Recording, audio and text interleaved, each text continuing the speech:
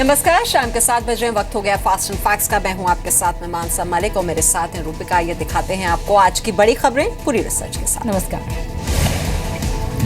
जम्मू कश्मीर के पुलवामा में आज सेना के साथ मुठभेड़ में एक आतंकी मारा गया। जम्मू कश्मीर के पुलवामा में एक आतंकवादी मारा गया है। पुलवामा के काकापुरा में सुरक्षा बलों ने एनकाउंटर किया है। वहीं 2 आतंकियों के छिपे होने की आशंका है और सेना का सर्च ऑपरेशन अभी जारी है। राजौरी जिले के नौशेरा सेक्टर में सुबह 10 बजे के करीब पाकिस्तान ने फायरिंग शुरू की। पाकिस्तानी सेना ने मोर्टार से भी गोले दागे। भारत ने भी पाकिस्तान की फायरिंग का करारा जवाब दिया। पाकिस्तान की फायरिंग का खामियाजा स्थानीय लोगों को उठाना पड़ रहा है। साथ में जो ये छोटे छोटे सिलेंडर पड़े हैं, ये अभी हमारे यहाँ से सिर्फ 50 गज की दूरी पर पड़ा एक बहुत बड़ा हैवी 125 मोटार पड़ा है, जिसकी वजह से हमारे यहाँ मवेशी भी बंदे हम तो देखने नहीं गए, हम घर से बाहर नहीं निकल पा रहे हैं। हम लोग इधर बहुत मजबूर हैं, हमारा कोई पाया नहीं कर रहे लोग। तो देखो हमारे बच्चों की जो पढ़ाई है बहुत ऐसे ही जा रही है। उनकी 3 महीने हो गए बच्चों के घर बैठे हुए। पाकिस्तान अक्सर जम्मू कश्मीर में सीजफायर का उल्लंघन करता रहता है।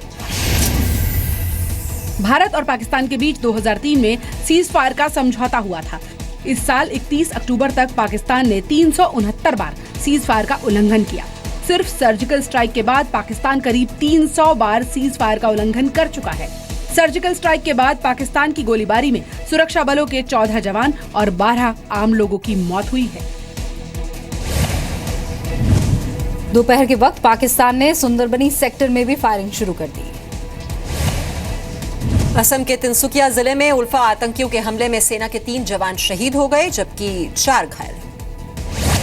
आज सुबह तिनसुकिया के डिगबोई में सेना का काफिला उल्फा बारूदी सुरंग की चपेट में आ गया। धमाके के बाद सेना का काफिला रुकने पर उल्फा के आतंकियों ने फायरिंग शुरू कर दी। सेना के जवानों ने भी फायरिंग का जवाब दिया।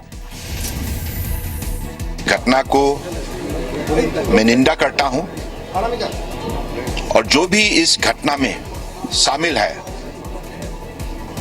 उसको सही सबक सिखाया जाएगा।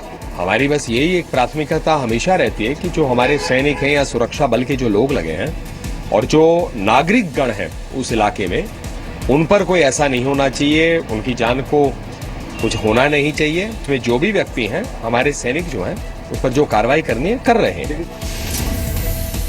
सेना के जो 3 जवान शहीद हुए हैं उनके नाम है हवलदार मुल्तान सिंह, हवलदार रिशपाल सिंह और नायक नरपत सिंह। आतंकी संगठन उल्फा की स्थापना 1979 में असम के शिवसागर जिले में की गई थी। उल्फा असम को देश से अलग करने की मांग करता है। उल्फा असम के अलावा पूर्वोत्तर के दूसरे राज्यों में भी सक्रिय है। केंद्र सरकार ने 1990 में उल्फा को आतंकी संगठन घोषित किया।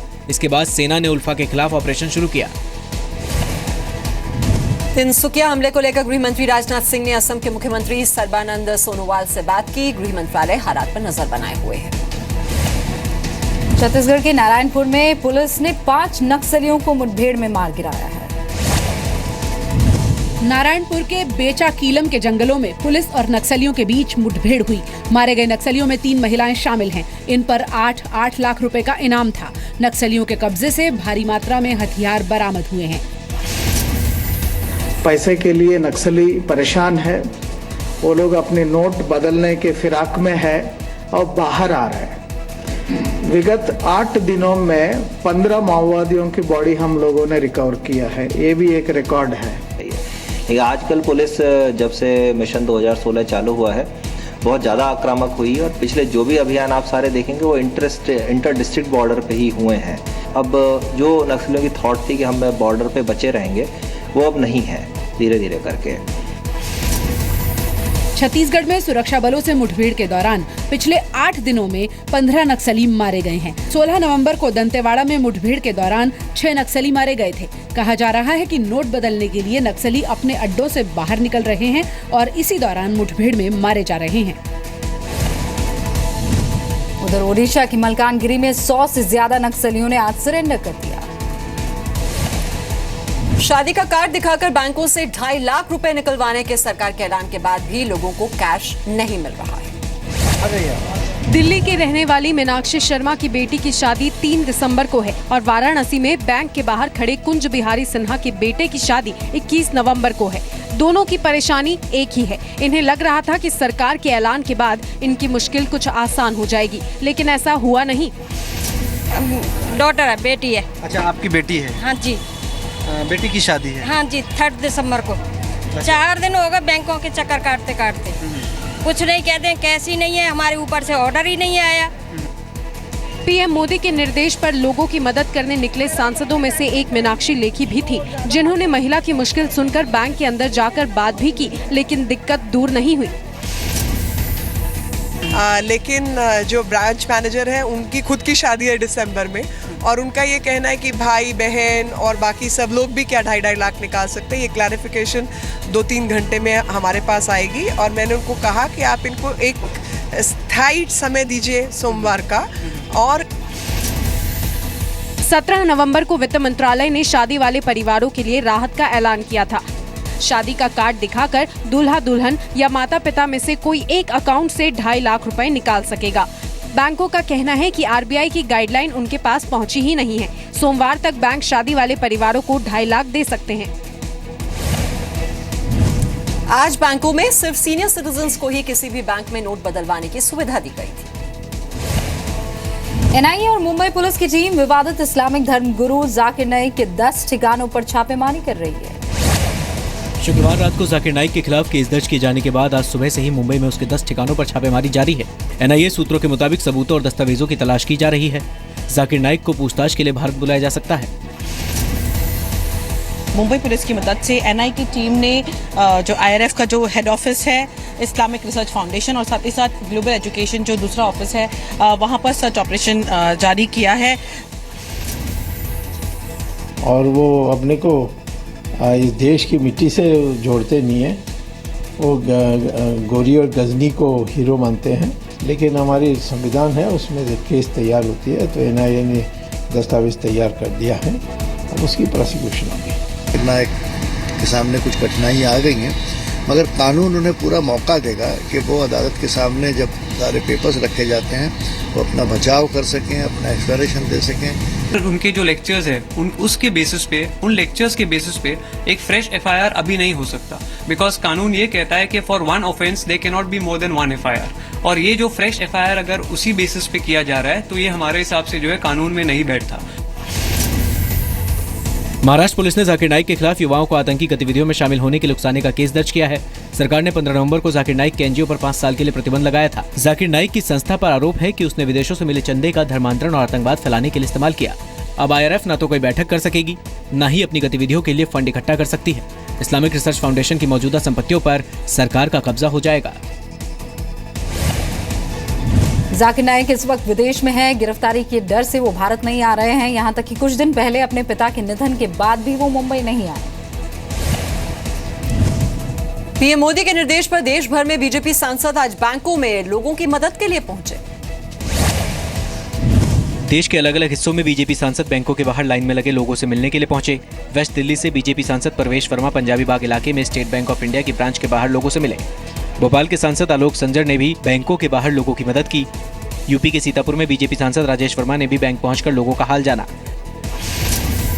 कुल मिला के लोग इसकी बहुत सारी तारीफ कर रहे हैं, और मुझे कहीं से भी ऐसा किसी भी एक भी व्यक्ति ने नहीं बोला कि जिसको कोई ये फैसले के ऊपर में कोई परेशानी हुई हो। अब आम लोगों से भी पूछोगे तो वो लोग भी सराह रहे हैं इस बात को कि वाकई प्रधानमंत्री जी का एक बहुत ही अनुकरणीय इन्होंने पहल करी है। 8 नवंबर को पीएम मोदी ने 500 और 1000 के नोट पर बैन का ऐलान किया था। 24 नवंबर तक जरूरी सेवाओं में पुराने नोट का इस्तेमाल किया जा सकता है। 24 नवंबर तक देश भर के नेशनल हाईवे टोल फ्री कर दिए गए हैं।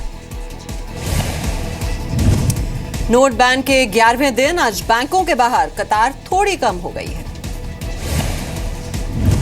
नोट बैन के बीच दिल्ली पुलिस के एसएचओ और कई पुलिस वालों पर 1 करोड़ रुपए के पुराने नोटों की गबन का आरोप लगा है। मामला दिल्ली के जहांगीरपुरी इलाके का है। हाथ में 500 के नोट दिखाती इस महिला का दावा है कि उसे ये नोट दिल्ली पुलिस के सिपाहियों ने मुंह बंद रखने के लिए दिए हैं। दरअसल दिल्ली पुलिस ने टीटू नाम के एक कबाड़ी से सूचना के आधार पर 1 करोड़ रुपए बरामद किए थे, लेकिन महिला का आरोप है कि पुलिस वालों ने रुपए सरकारी खजाने में जमा कराने के बजाय अपने पास रख लिए। महिला का दावा है कि पुलिस वालों ने उसे धमकाया। करोड़ से ऊपर नोट मिले उसको, तो मैंने ना जहांगीरपुरी थाने में 3 अफसर लोगों को मैंने कॉल किया। मैंने बोला सर ऐसी बात है। किसको फोन किया आपने? मैंने श्री भगवान और सुरेश सर को मैंने फोन करा। जो 5,000 रुपए दिया है इनको, पहले आप यहाँ मत रहो, गाँव जाओ। तो 2-3 बार पुलिस वाला घूम रहा, तो देखा तो उसको पता नहीं लगा। जब कोई किसी ने फोन करा, जब पता लगा, चौथा बार इसको ऊपर उठा, जब उठा पकड़ के ले गया। 5 किलो पन्नी में उसमें पैसा भरा हुआ था। दिल्ली पुलिस के डीसीपी ने इस मामले में जांच का भरोसा दिया है, लेकिन कैमरे पर बात करने से इनकार कर दिया। जिस कबाड़ी के पास से 1 करोड़ रुपए बरामद किए गए थे, वो भी अभी गायब है। चश्मदीदों के मुताबिक पुलिसकर्मी 15 नवंबर की रात को टीटू कबाड़ी को घर से उठाकर ले गए थे। इस मामले की जांच दिल्ली पुलिस के विजिलेंस विभाग को सौंप दी गई है। शिकायत करने वाली महिला का दावा है कि बाबू जगजीवन राम अस्पताल में उसका मेडिकल कराया गया और देर शाम तक थाने में बैठा कर रखा गया। यूपी के 11 शहरों में डायल 100 सर्विस की शुरुआत की गई है, यानी फोन पर मदद मांगने के 10 से 20 मिनट के भीतर पुलिस पहुंच जाएगी। मुख्यमंत्री अखिलेश यादव ने लखनऊ में डायल 100 सर्विस का उद्घाटन किया। दावा किया जा रहा है कि इससे यूपी पुलिस हाईटेक हो जाएगी और वारदात के फौरन बाद मौके पर पहुंचेगी। फिलहाल लखनऊ, कानपुर, झांसी, आगरा, बरेली, मेरठ, वाराणसी, गोरखपुर, इलाहाबाद, मुरादाबाद और रामपुर में इसे शुरू किया गया है। अभी तक तो आपको थाने जाना पड़ता था, आपको पुलिस के पास जाना पड़ता था तकलीफ के बाद। कम से कम समाजवादी लोगों ने वो परिवर्तन लाने का काम किया है कि अगर आप फोन मिलाओगे, पुलिस आपके सामने आपके पास खड़ी दिखाई देगी। जब तक प्रदेश में समाजवादी पार्टी की सरकार है, कोई भी योजना कानून व्यवस्था से जुड़ी हुई सफल नहीं हो सकती।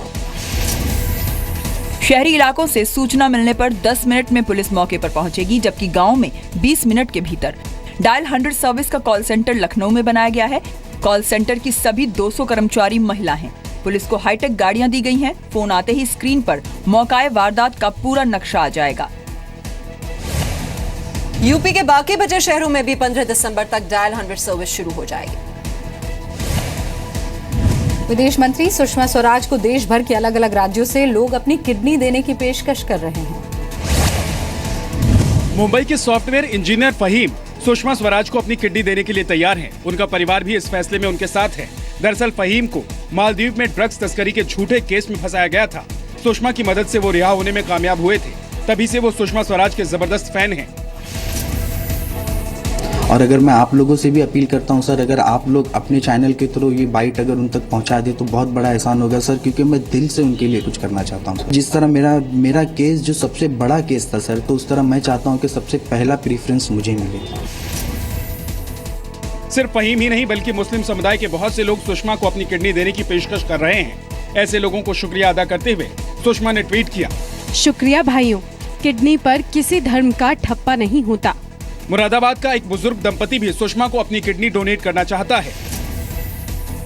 बहुत प्रेरणाप्रद है हम महिलाओं के लिए कि हम भी इसी तरह से अपने देश की सेवा कर सकें जिस प्रकार से उन्होंने की है, इसलिए कि वो एक महान व्यक्तित्व हैं, महान महिलाओं के रूप में भी हमारे लिए प्रेरणाप्रद हैं।